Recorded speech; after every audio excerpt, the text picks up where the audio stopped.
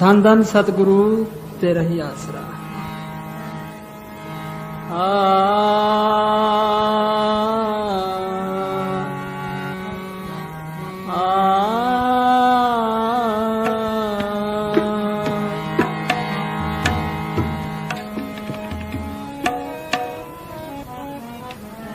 संत का मार्ग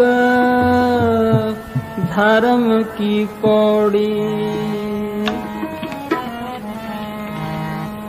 संत का मार्ग धर्म की पौड़ी, संत का मार्ग धर्म की पौड़ी, को वड भागी पाए, को वड भागी पाए, संत का मार्ग धर्म की पौड़ी, संत का मार्ग धर्म की पौड़ी, को वड भागी, को वड भागी पाए, संत का मार्ग धर्म की पौड़ी। टाइम को जाते कोई देर नहीं लगती। देख लो, पूज्य मनेश साहब को गए 1 साल हो गया, मस्ताना जी को 38.5 साल हो गए। कल की बात लगती थी, साल हो गया। दरअसल में संत मालिक के हुक्म से काम करते हैं और अपनी ड्यूटी दी, वो शब्द दे डार के आता है और शब्द के अंदर लीन हो जाता है। गुरु ग्रंथ साहब ने लिखा है, नानक आद अंगद अमर सतगुरु सब समायो, तन तन गुरु रामदास जिन पारस परस मिलायो। पहले वो ताकत गुरु नानक साहब के चोले में आई, चोला पुराना हुआ और फेंक दिया। वो गुरु अंगद साहब में बैठ के काम करने लगे। चोला पुराना हुआ, फिर वो गुरु अमरदास में बैठ गई, फिर वो गुरु रामदास में बैठ गई, अब मेरे में बैठ के काम करती है। वाणी में लिखा है, संत मुए क्या रोइए जो अपने कर जाए, रोइए साकत विचारा जो हाटों हाट बिकाए। जिनको संत नहीं मिले, संतों से नाम नहीं मिला, वो जरूर जमदूतों के हवाले होगा, चाहे कितने ही पुण्य दान जप तप कर ले। जपों तपों का फल है, अच्छी जून मिल जाएगी, स्वर्गों तक पहुंच जाएगा, पर जमदूतों से खेड़ा नहीं छूटता। साफ लिखा है, पुण्य दान जो बीज दे सब धर्मराय के जाए, बिन सतगुर जमकाल न छोड़े तुझे पाखवाई। वाणी में लिखा है कि जो कोई संत शरण के दागी, तिनते काल दूर हो भागी। जम के जाल निकट नहीं आवे, मार्ग छाड़ अलग हो जावे। जिनको पूरा संत मिला है, संतों से नाम मिला है, चाहे थोड़ी भक्ति करता है, पर उसके नजदीक जमदूत नहीं आएंगे। पूज्य मनेश साहब जी के अंदर संस्कार जन्म सिद्धि पिछले जन्मों की भक्ति होती है। उनको 13 साल की उम्र में महाराज सावंत सिंह जी से नाम मिला। महाराज जी नाम देने लगे तो नाम वाले में बैठ गई। महाराज जी कहने लगे कि इसकी उम्र छोटी है, इसको बाहर निकाल दो। तो पूज्य मनेश साहब को बाहर निकाल दिया तो पौड़ियों में आकर के रोने लगे। किसी ने कहा, जी ये तो रोता है, कहेंगे वापस बुला लो। उनके संस्कार पहले ही थे, पुरानी भक्ति होती है। उनके पिताजी ने और माता ने भी नाम महाराज सावंत सिंह से लिया था।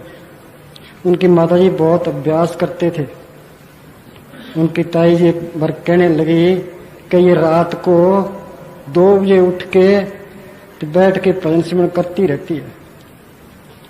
जब पूज्य मुनि साहब की 2 साल की उम्र थी, इनकी माताजी ने चोला छोड़ दिया। फिर इनका पालन पोषण इनकी मामी जी ने किया। इनके नानके लुधियाना जिला में रायपुर के पास मेमा सिंह वाला गांव है, जहां महाराज साउंड सिंह जी थे। उनके पास है लोगढ़ गांव। लोगढ़ और मेमा सिंह वाला नजदीक नजदीक ही है। वहां इनके नानके थे। इनके नाना जी मुंशी नारायण सिंह और महाराज साउंड सिंह जी की पक्की दोस्ती थी। ज्ञानी रूढ़ सिंह ने लिखा है कि महाराज साउंड सिंह जी ने कोई दोस्त किया है तो एक नारायण सिंह जी को किया है। तो महाराज साउंड सिंह जी नौकरी पर थे। इनके नाना जी उनके घर की संभाल करते थे। जब नाना जी चोला छोड़ गए तो महाराज साउंड सिंह जी उनके परिवार की संभाल करते थे। इनका खानदानी थे ये। कैसे? इनके मामा जी उस टाइम इराक के अंदर एक्सियन थे। एक एसडीओ था। पिताजी के साथ कोई अनबन हो गई, वो घर बार छोड़ के चले गए। फिर उसका उनका पता नहीं लगा। और पूज्य मुनि साहब की मम्मी जी वो बहुत अभ्यास करती थी और इनको अपने बच्चे की तरह उन्होंने पाला है। बाहर से कोई चीज खाने को नहीं देती थी। भी खाना है तो घर की चीज खाओ, बाहर की चीज खानी ही नहीं है। और सत्संग में लेके जाया करते थे। वहां वो सेवा भी किया करते थे।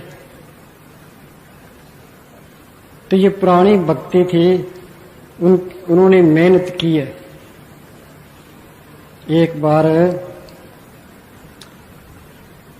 ब्यास के अंदर सरदार भगत सिंह और मास्टर तारा सिंह वोटों के सिलसिले में डेरे आए।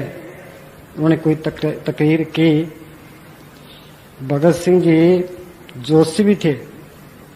उन्होंने बताया कि दिल्ली के जोशियों ने से हमने पूछा है भाई महाराज जी साउंड सिंह की उम्र उनके अपने हाथ में है।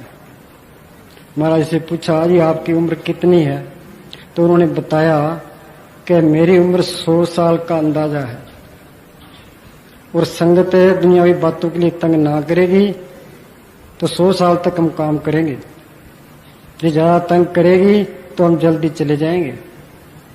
फिर उन्होंने कहा भी संगत को चाहिए अपनी कमेटी बना ले और डेरे का काम चलाए और मेरे जुम्मे सिर्फ सत्संग करना ही हो।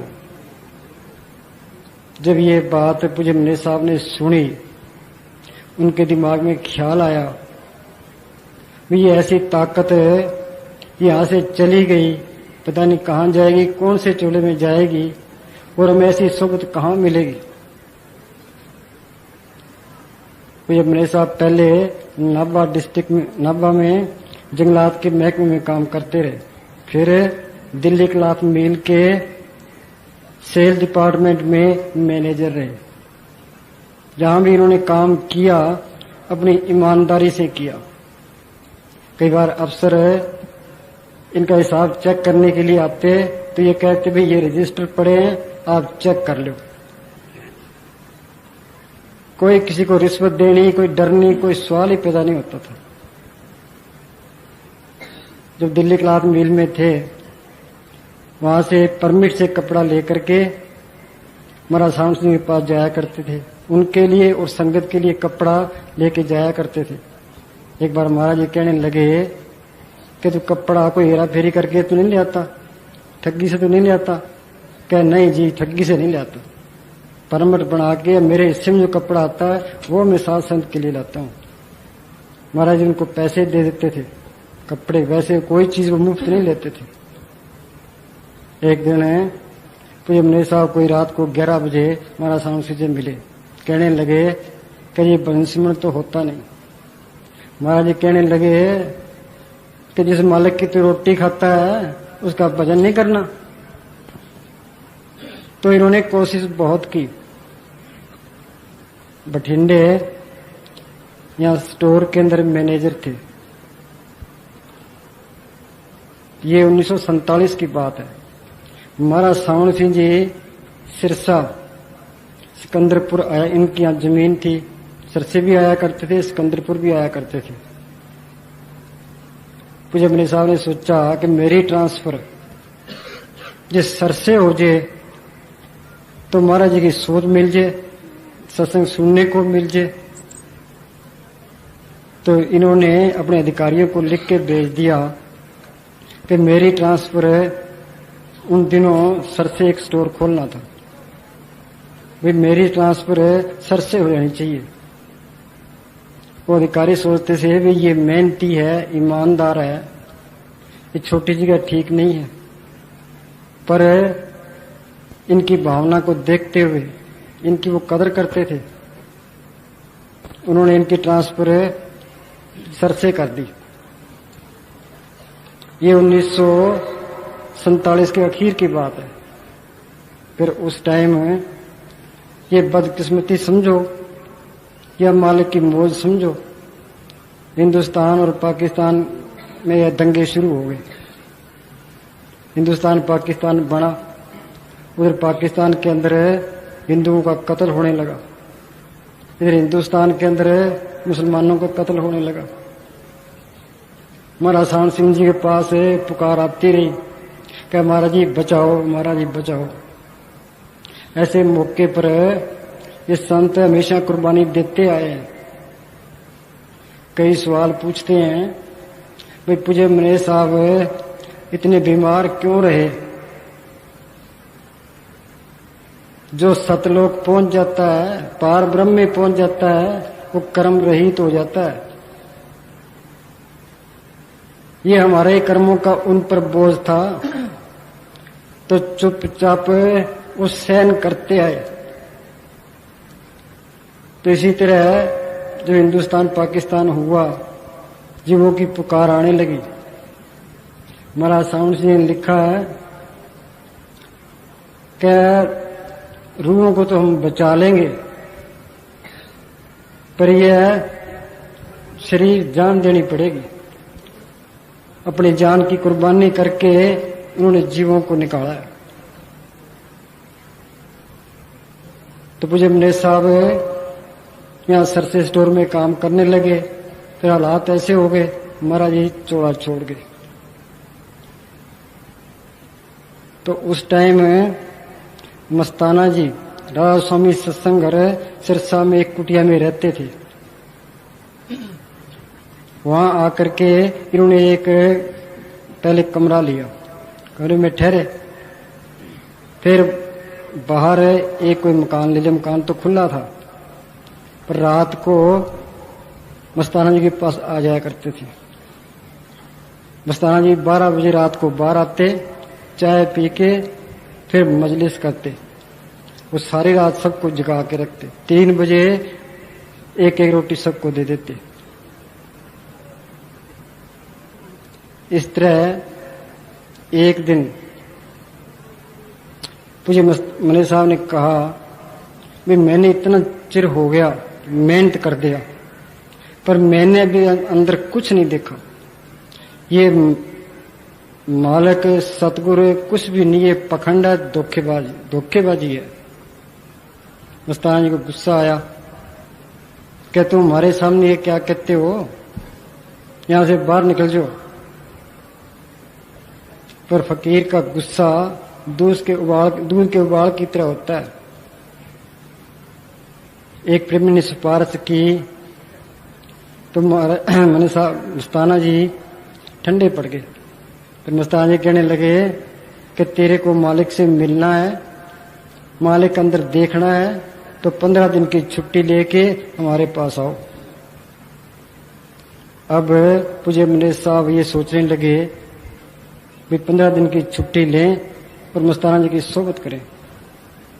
बच्चों के लिए 15 दिन का राशन दे करके मस्ताना जी के पास आ गए। मस्ताना जी कहने लगे कि हम राधा स्वामी को नहीं मानते, हम एक सावन सिंह को और उनके बताए हुए वचनों को मानते और किसी को नहीं मानते।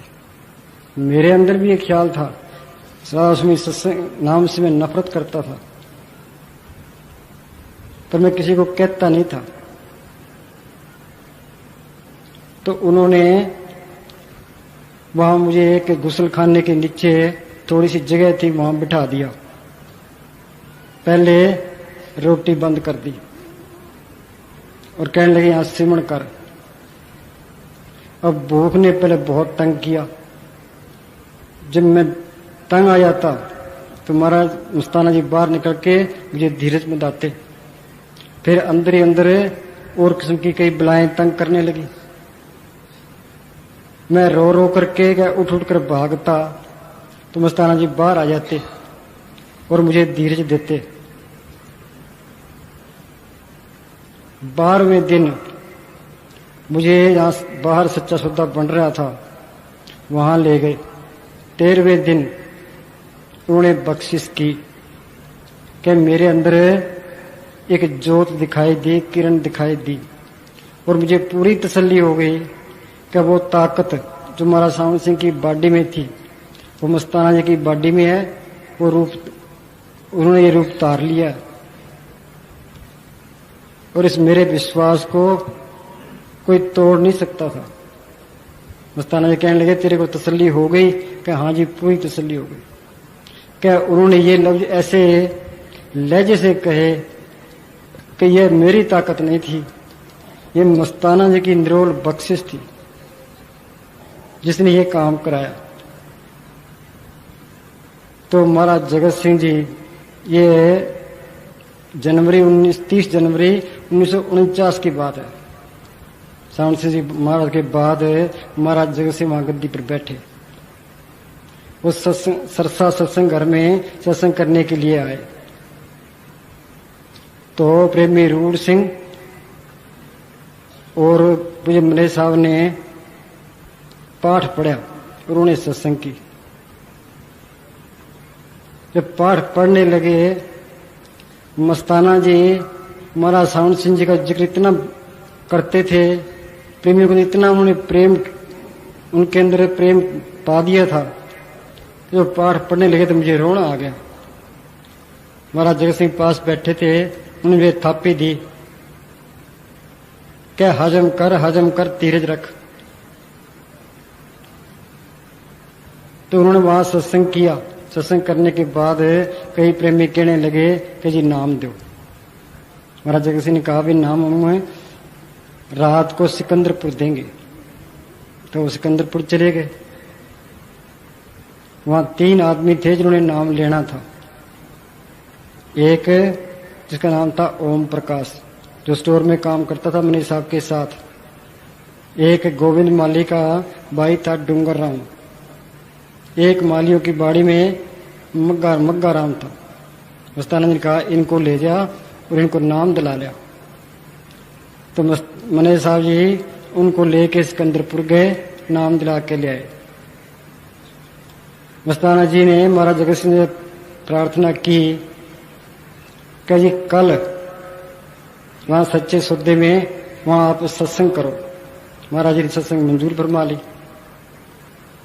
तो दूसरे दिन महाराज जगत सिंह जी वहां सच्चे सौदे आए। तो मस्ताना जी ने सड़क से लेकर के गुफा तक कपड़ों के थान बिछा दिए और बहुत अच्छा इंतजाम किया। डेरे को बड़ा सोना सजाया।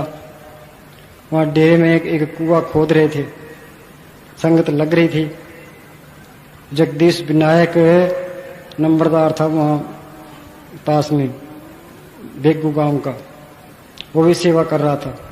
मस्ताना जी ने उसको कहा भाई सब सेवादारों को यहां से हटा दो और कोई भी सत्संग सुने। महाराज जगत सिंह थड़े पर बैठ के सत्संग किया। तो सत्संग शुरू हुआ, वो कुआं धड़ाम से गिर पड़ा और जबरदस्त धमाका हुआ। ईश्वर ने सोचा भी ये क्या हो गया। मस्ताना जी कहने लगे कुछ नहीं हुआ, बैठे रहो। देख लो सतगुरु ने लाज रखी। सबको कुएं से निकाल दिया, फिर कुआं गिर पड़ा। वहां सत्संग के बाद मस्ताना जी ने अपना कमरा दिखाया, गुफा दिखाई, फिर दूसरे साधुओं की जो गुफा थी वो दिखाई। जब मने साहब की गुफा के पास आए, मस्ताना जी कहने लगे कि ये मने साहब की गुफा है, उसके अंदर कपड़ा लगा था। महाराज जगत सिंह हंसकर कहने लगे, मने साहब की तरफ देख के, कि भाई ये डीसी दिल्ली क्लास मिल का मैनेजर है, इसके कपड़े की क्या कमी है। फिर मस्ताना जी ने कहा, भी संत कृपा से में चिट्ठी लिखी है कि आप भी नाम दे सकते हो। मस्ताना महाराज जगत सिंह ने कहा कि उन्होंने ठीक लिखा है, आप नाम दे सकते हो।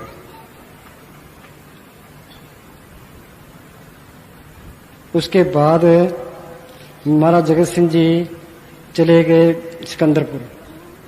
दूसरे दिन रात को मस्ताना जी ने एक चिट्ठी लिखाई। चिट्ठी 3 बजे शुरू हुई और 6 बजे खत्म हुई। 3 घंटे लग गए। मस्ताना जी कहने लगे मने साहब को कि चिट्ठी लेके अभी जाओ महाराज जगत सिंह जी के पास, और उनको कहना भी जितना टाइम चिट्ठी लिखने में लगा है वो सब भक्ति में शामिल है। पूज्य मने साहब चिट्ठी लेकर सिकंदरपुर पहुंच गए। 7 बज गए थे। वहां महाराज सावन सिंह जी के लड़के बचित्र सिंह महाराज जगत सिंह के पास बैठे थे, डाक पढ़ रहे थे। वहां चिट्ठी आई, बीबी बसंती की चिट्ठी थी। मने साहब कहने लगे कि ये मेरी मौसी है भगवान कौर फिरोजपुर में, उनकी लड़की उसकी चिट्ठी है। सरदार बचन सिंह इनके परिवार को अच्छी तरह जानते थे। फिर वो चिट्ठी जो मने साहब के पास थी महाराज जगत सिंह को दे दी। महाराज जगत सिंह ने चिट्ठी पढ़ी, पढ़कर बड़े खुश हुए। मने साहब कहने लगे कि मस्ताना जी ने कहा है कि जितना टाइम चिट्ठी लिखने में लगा है वो भक्ति में शामिल है। तो महाराज जगत सिंह ने कहा कि वो बादशाह है, वो जो भी कहता है वो ठीक कहता है। फिर 3 तारीख को मस्ताना जी सिकंदरपुर आ गए। सिकंदरपुर से महाराज जगत सिंह जी वहां रसूलपुर आ गए। पूज्य मने साहब भी वहां आ गए। उनका क्लर्क था ओम प्रकाश, वो भी साथ में था। वहां से वो क्लर्क वापस चले गया। पूज्य मने साहब और प्यारा सिंह महाराज जगत सिंह जी वहां कह रहे शुगर मिल देखने के लिए आ गए।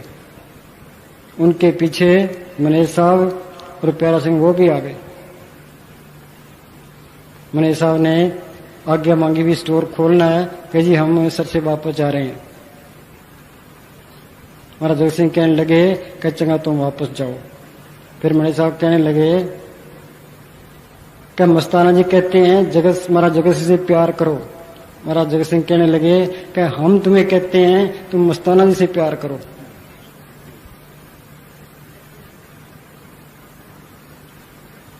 तो इस तरह मस्ताना जी के साथ पूज्य मने साहब रहे। 12 साल कड़ी से कड़ी उन्होंने सेवा की। 1950 की बात है, ये आपको बता देते हैं भी ये रूह पहले ही तैयार होती है। 1950 में पूज्य मने साहब मस्ताना जी बंद गुफा में बैठ के अभ्यास करते थे। एक दिन ऊपर चौबारे पर बैठे थे, सारी संगत जंगल में वो करीर के कांटे या लकड़ियां चुगने के लिए गई थी। पूज्य मने साहब आप सबकी रोटी बनाते थे, मस्ताना जी की रोटी बनाते थे। मस्ताना जी चौबारे में बैठे थे, कहने लगे कि मैनेजर है कि इधर आ। मने साहब ऊपर चले गए। मस्ताना जी कहने लगे कि मौज आई है। मने साहब कहले क्या मतलब? कि इसी तरह सावन सिंह महाराज ने हमें कहा था भाई मौज आई है, कि हम तो ये डेरा तेरे हवाले कर देंगे, बाकी तू जाने और तेरा डेरा जाने। तू जिसको नाम देगा उसकी हम संभाल करेंगे। ये 1950 की बात है। फिर 1951 में मस्ताना जी ने एक कागज के ऊपर लिख दिया, भाई हमने तो डेरा मने साहब को सौंप दिया है। और जो उस टाइम सत्संगी साथ में थे, खुशीराम, ईश्वरदास, रौनक राम, नेकी राम, विद्या, न्यामत, इन सब के दस्तखत करवा लिए और चिट्ठी महाराज जगत सिंह को लिख दी, भाई हमने तो डेरा मने साहब को सौंप दिया है। मने साहब ने हमसे डेरा ले लिया है। महाराज जगत सिंह ने चिट्ठी पढ़ी, चिट्ठी का फिर जवाब लिखा उन्होंने कि मस्ताना साहब, भजन मंडली आपकी है, डेरा आपका है, तो मने साहब ने आपसे डेरा कैसे ले लिया। फिर 1951 में उन्होंने सिकंदरपुर पर सत्संग रखा। मस्ताना जी भी वहां सत्संग में चले गए। एक टिब्बे पर भजन मंडली को लेके पास से बैठ गए। जो पुराने सत्संगी थे और ब्यास डेरे में रहते थे, कई साधु, वो इकट्ठे होके मस्ताना जी के पास आए। कहने लगे, मस्ताना जी कि आपसे मने साहब ने डेरा कैसे ले लिया, हम आपकी मदद करते हैं तो आपको डेरा दिला देंगे। मस्ताना जी कहने लगे कि ये भजन मंडली बैठी है, ये सारी हमारे खिलाफ हो गई है, ये सब मैनेजर की तरफ है। ये 1951 की बात है। फिर 1953 को, ये 9 नवंबर 1953 की बात है, कार्तिक की पूर्णमासी थी। मस्ताना जी सचखंड के अंदर मौन पर बैठे थे। बाहर से दरवाजा ईंटों से बंद करा दिया था। कार्तिक की पूर्णमासी को पूज्य मने साहब को अंदर बुलाया, इन्हें पौड़ी लगा के अंदर गए। कहने लगे, अभी जाओ सरसे शहर में ईंटें भी लिया और मिस्त्री भी लिया। मने साहब कहने लगे कि जी आज पूर्णमासी है, गुरुपुरब है, मौलाना साहब का जन्मदिन है, मिस्त्री तो सारे गुरुद्वारे में गए होने। कह तू जा तो सही। वहां हरिजन मोहल्ले के पास भट्ठा था, वहां जाकर उन्होंने ईंटों का ऑर्डर दे दिया। और एक मिस्त्री का पूर्ण सिंह नाम था, आलसी सा था। एक और मिला, 2 मिस्त्रियों को लेकर के मने साहब डेरे आ गए। और सरसे शहर की तरफ जो गेट है, वहां दीवार है, वहां जगह 175 फुट लंबी है। ईंटें आ गई, उन मिस्त्रियों को उन्होंने लगा दिया। सारा दिन में 35 फुट दीवार बनी। मस्ताना जी कहने लगे, जी राज आलसी करता है तो उसको निकाल दो। फिर दूसरे दिन 175 फुट दीवार तैयार हो गई। फिर उन्होंने कहा था, भी ऐसे करो, दिल्ली, रोहतक, गदराना और मेमनपुर इन प्रेमियों को तार दे दो, दिल्ली तार भेज दो और वहां आदमी भेज दो। तो मेमनपुर की संगत आ गई, ये पतराम वगैरह, रोहत से देवीलाल वगैरह, दिल्ली से उलासी राम, राम रखा मल, मोहन, मक्खन, ये सारे प्रेमी आ गए। रात को सत्संग मस्ताना जी बाहर नहीं आए। पूज्य मने साहब ने सत्संग किया और मक्खन ने शब्द पढ़ा।